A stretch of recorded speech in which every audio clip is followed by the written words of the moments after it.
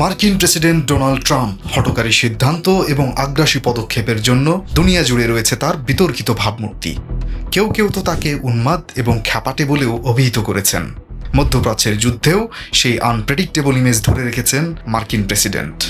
ইরানকে আলটিমেটাম দিয়ে আক্রমণাত্মক মেজাজে ট্রুথ সোশ্যালে তিনি লিখেছেন, 48 ঘন্টার মধ্যে ইরান যদি কোনো ধরনের হুমকি ছাড়াই হরমুজ প্রণালী পুরোপুরি খুলে না দেয়, তবে যুক্তরাষ্ট্র তাদের বিভিন্ন বিদ্যুৎ কেন্দ্রে হামলা চালিয়ে সেগুলোকে নিশ্চিহ্ন করে দেবে।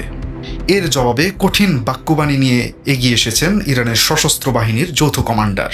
হুঁশিয়ারি দিয়ে তিনি বলেছেন, যদি ইরানের জ্বালানি ও বিদ্যুৎ অবকাঠামোতে কোনো হামলা চালানো হয়, তবে এই অঞ্চলে অবস্থিত যুক্তরাষ্ট্রের সকল জ্বালানি স্থাপনাকেও লক্ষ্যবস্তু করা হবে।